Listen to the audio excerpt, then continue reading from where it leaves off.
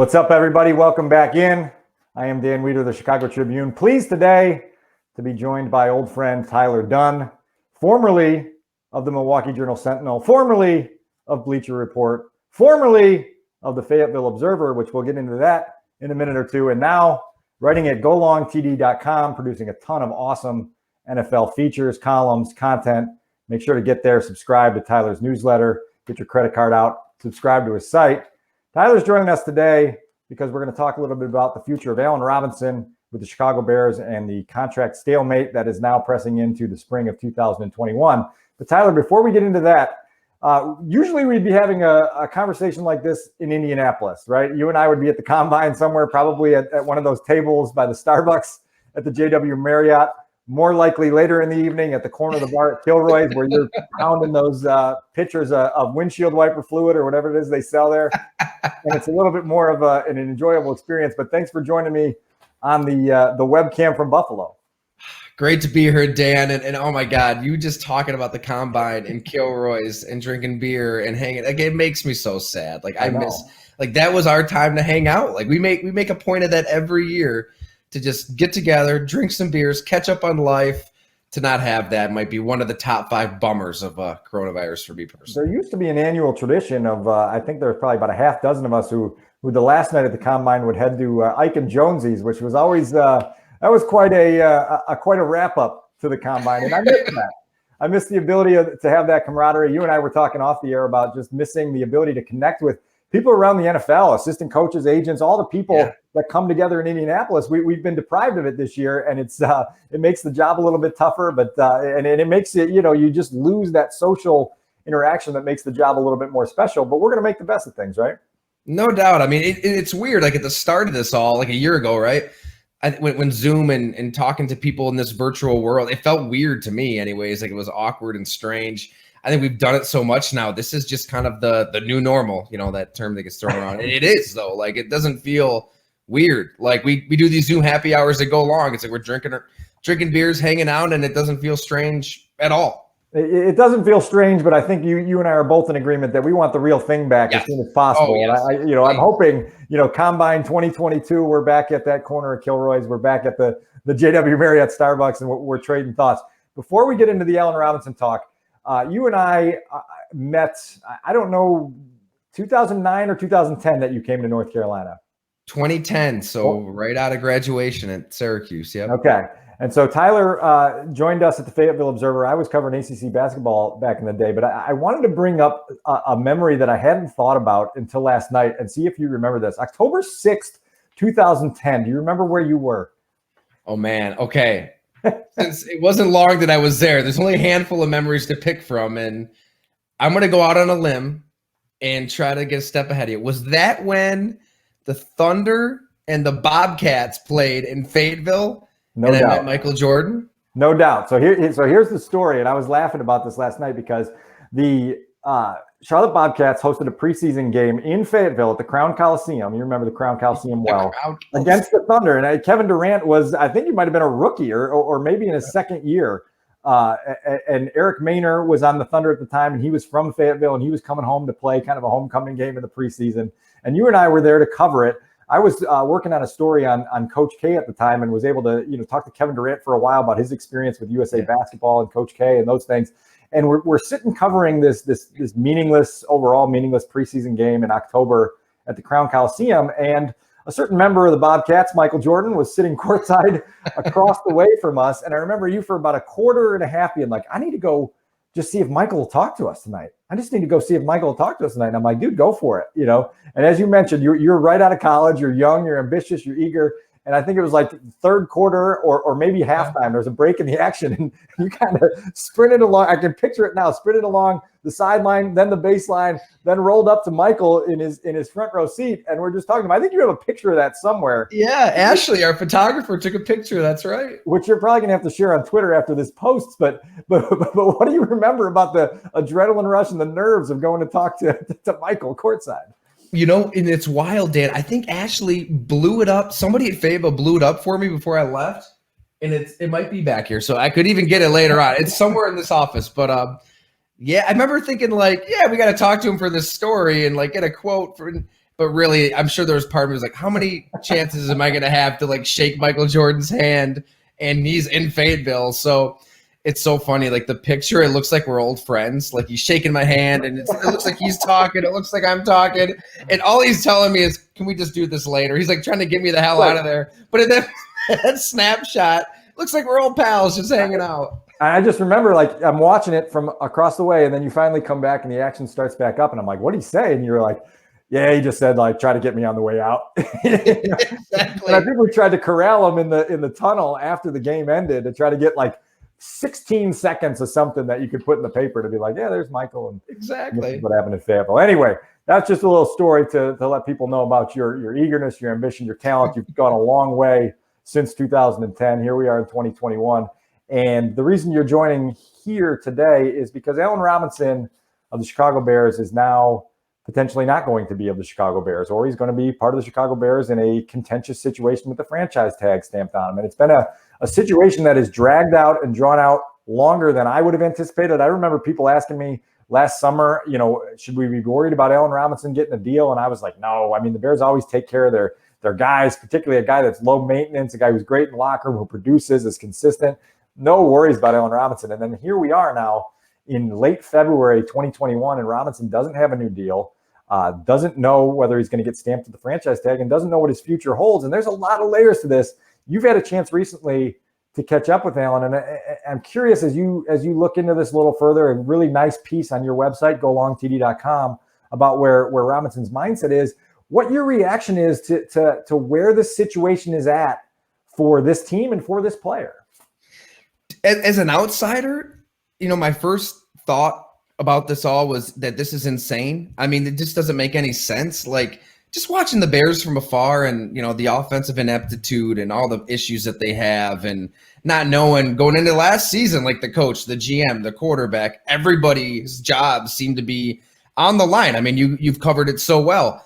It just seems like the easiest thing to do if you're running the Bears. Like you said, Allen Robinson is incredibly talented. Only 2 wide receivers have more yards the last 2 years. B, he's about as low maintenance as they come. I mean, genuinely, it isn't going to make a stink, isn't going to roll his eyes, let alone say anything when the ball's thrown over his head or he's not getting the ball in the red zone. He's got that zen to him, and it's rare at that position because you literally can only control what you can control as an NFL wide receiver. Like, you could be the most talented player on the face of the earth, but if the ball's not thrown to you or it's at your feet, there's nothing you can do about it. So, yeah, it seems like the most slam dunk decision to make if you're Ryan Pace, Joey Lane, if you're Matt Nagy, like, just get it done. And so that's kind of like, I have a relationship with Allen Robinson back to his Jacksonville days. Did a story at Bleacher Report then. Gosh, this might have been back in 2017, that offseason. And so we had kept in touch over time. And on the outside looking in, it was just kind of like, how did it get to this point? And it really did blow my mind because Allen Robinson isn't one to just invent things and make stuff up. Like, he wouldn't just do that to try to gain leverage or recreate a narrative or anything. I mean, it's real, it's pure. And he hasn't heard from the Bears since the season ended.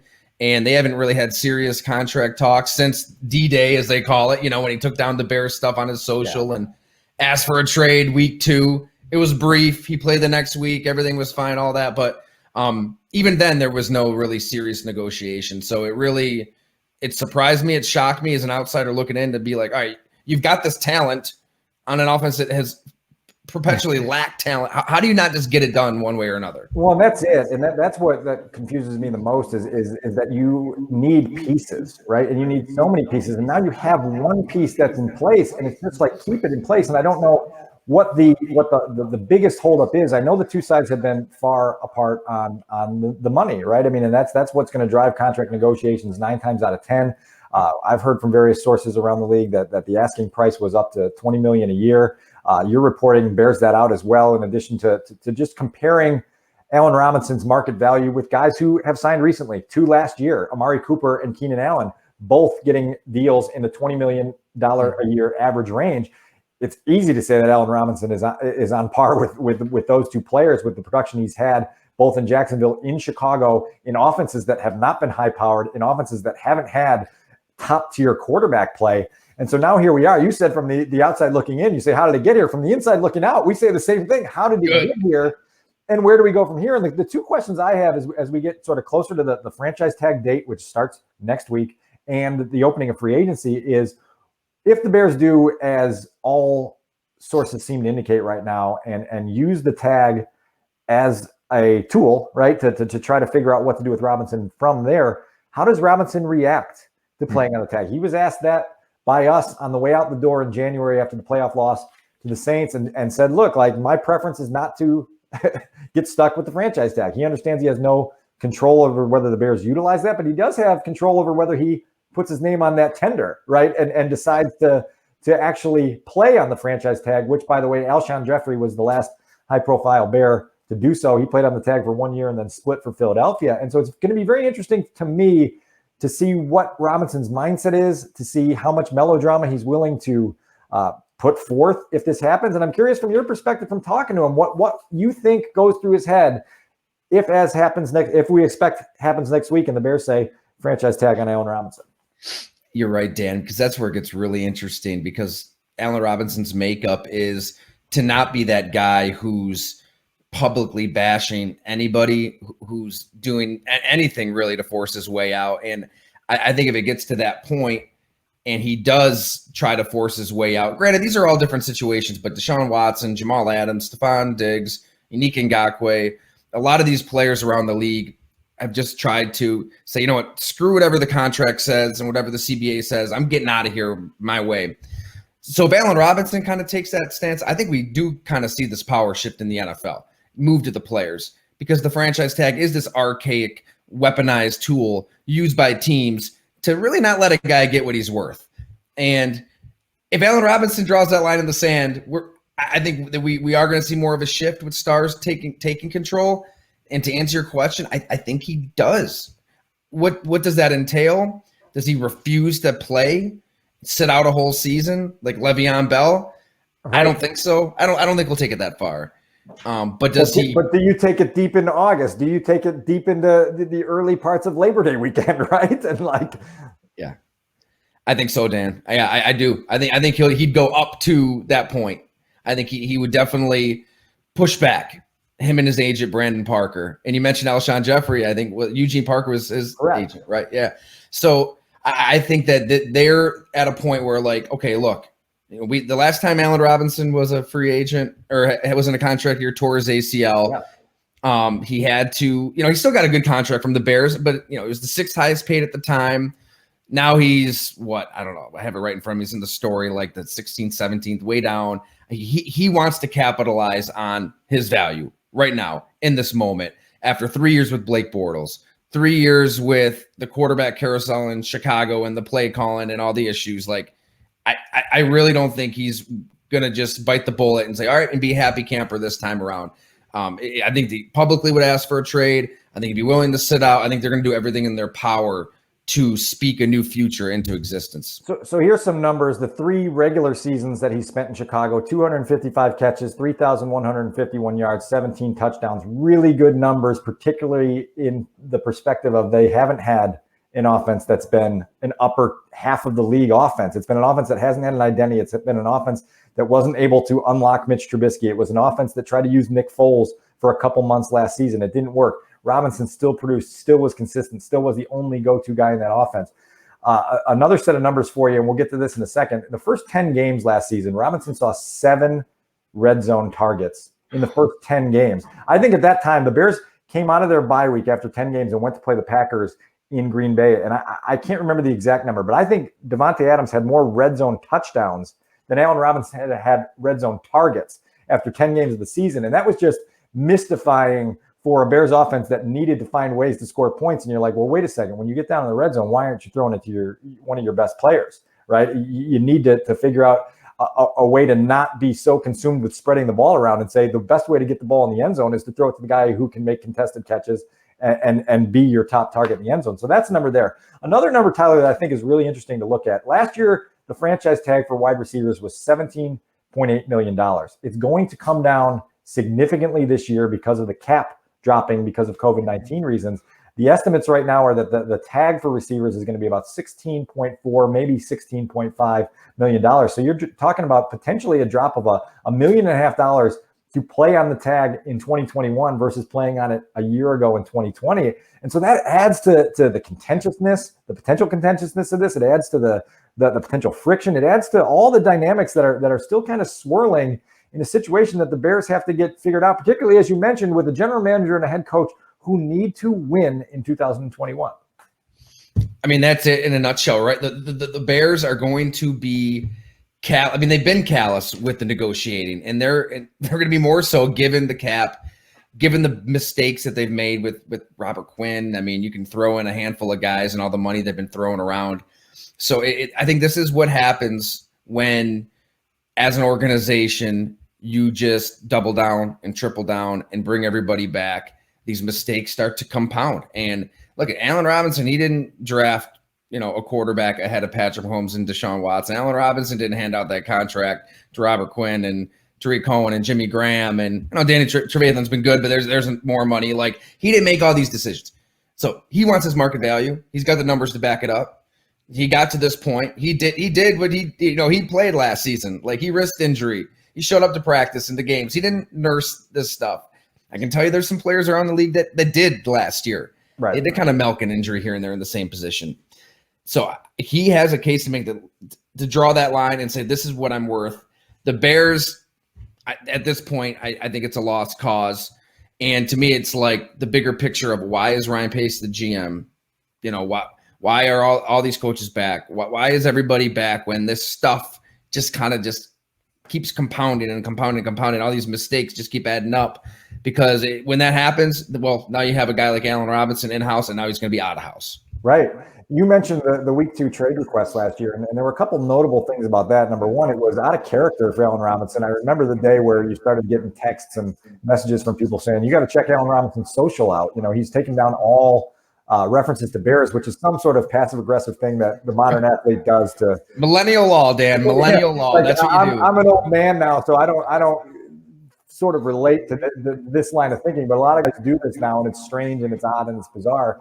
But Robinson made that trade request, and then he, as you mentioned, practiced the next day, played that week, was getting social media support from guys in his own wide receivers room, Anthony Miller and Darnell Mooney, I think Tariq Cohen as well, saying, pay Allen Robinson, pay Allen Robinson. These are guys saying, give this man his money. He's earned it, and still they couldn't get there. That led me to a question that I still haven't been able to answer, because obviously Robinson wanted to have a new contract for his own financial stability, for his own long-term mindset and mental health. But my question right around late September last year was, why does Allen Robinson want to be here? Why does he want to be with an organization that can't solve the quarterback situation ever, with an organization that for the last 2 years has struggled to find an offensive identity and hasn't been able to do anything offensively to scare an opposing defense for any stretch of time whatsoever? And so if you're Allen Robinson, when I was looking at things in September and October, I'm saying, why would you want to play here still? Why wouldn't you want to go pick your destination, find a place where you say, oh, that quarterback's going to be here for the next 4 years. He's going to be able to throw me, high-level passes for the next 3 or 4 seasons, and my numbers can shoot up. And so I don't know where you stand on that, but it's a question that has been a riddle to me on why Robinson would even want at this point to sign a long-term deal with this organization.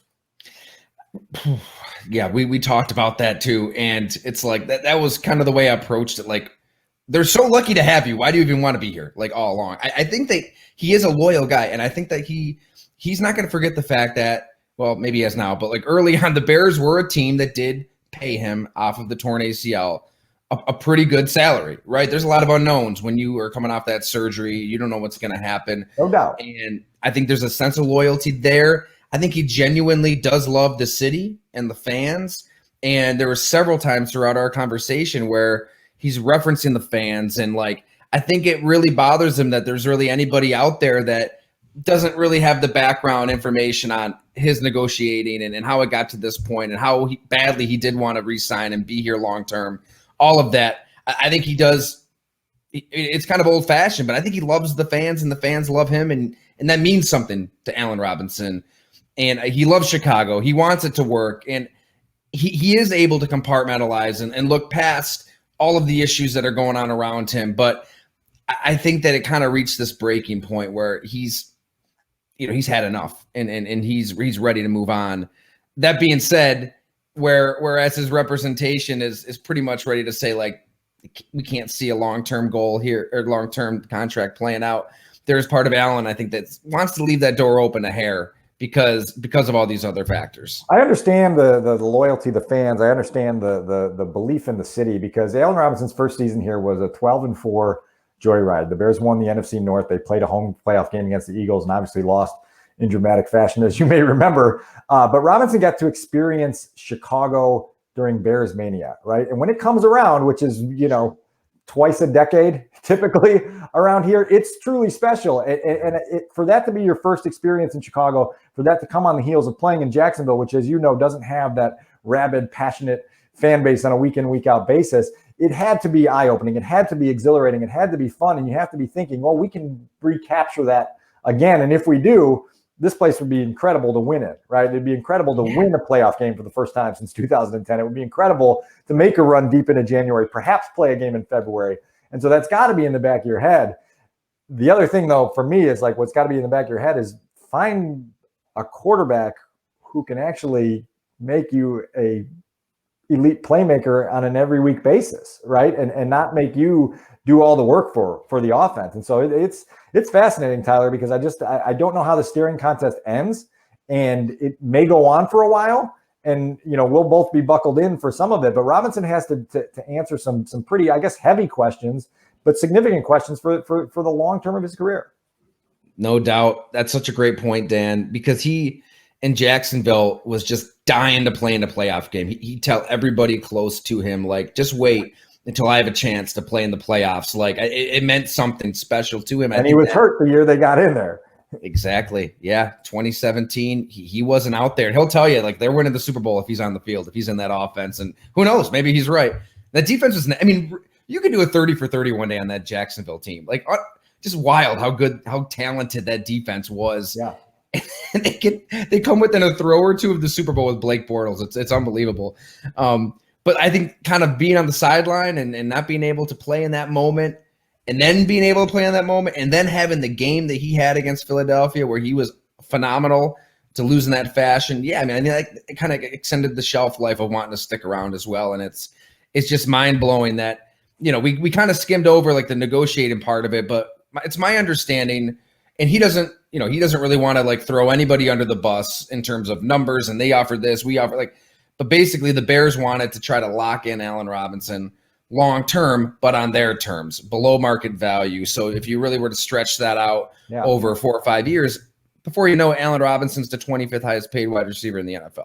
So it's not a fair deal. Like, it's not market. And Allen Robinson, as you noted, he wants to be paid right there with Amari Cooper, Keenan Allen, DeAndre Hopkins, Julio Jones, those top 5 guys making 20, 21, 22 a year. And maybe it's in that 3-4 year window. So it's not too hard to figure out what he's probably wanting here. And cap or no cap, I would think a team out there would give him that. If he had the ability to get to that open market freely as a true free agent, somebody would pay him that. I'm with you on that. Somebody will certainly pay a guy that's this proven, this consistent, this low maintenance, that money. Yeah. But he may not get that opportunity because of that tool called the franchise tag. And so we're expecting him to get put on the franchise tag, and then the staring contest intensifies, and it's who blinks first. And Allen, here's the pen, sign this tender, and Allen can sit there for as long as he wants and say, not right now, and see where it takes them. So it'll be interesting to watch. Great stuff on your website. Again, everyone should go to golongtd.com, read Tyler's story on Allen Robinson, check out all the other content he has. Make sure you subscribe to Tyler's newsletter and website. Make sure you subscribe to this YouTube channel. As Tyler can tell you, it's full of entertaining guests, right? Chock full, overflowing. First guest I've had, though, that has had firsthand experience with Michael. So, this is an honor for me to be back in that situation. You know what? Let me just look over my shoulder. See if you can grab it. Here it is. Just give me a second. You got it. So people know we're not making stuff up. All right. Clearly, me and Mike are in a deep conversation here, hanging out, good friends. God, look at those pants. I was gonna say, yeah, what was I doing? A lot more. This is a really good shot here. That's a good hair shot. on the head, even. Like, credit to Ashley Cross, talented photographer, for getting that. I was just gonna say, a lot more hair for you in that picture, and that jacket that MJ's wearing is vintage MJ. It's terrible looking, but no one's ever gonna tell him that. Exactly. He makes it cool, and I'm never cool. So it's until Terrence Newman, your old pal, he convinced me to shave my head. You got to let it go, he said. LIG. You've had this look now for, I don't know, 5 years probably, right? Bald and bearded and getting that dad bod, man. Baby number 2 on the way. It's science, really. Yeah, let me know if you need any advice on parenting 2 children, because I'll tell you all the things not to do. So please, no, and everybody should know you were unbelievable with your advice for baby number 1 and getting on the schedule and kind of getting things rolling. Ella's amazing.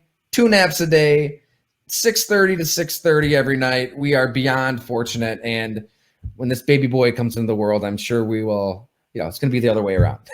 My versatility goes a long way past football analysis. I was able to help raise your child from 1,800 miles away or however far away we are. So you're welcome. As I always tell you, every time we talk, you're welcome.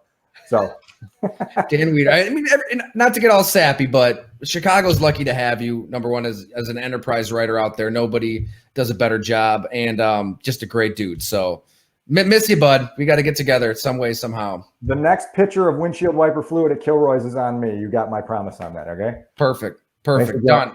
Do it. Thanks for joining me, TD. Thanks, Dan.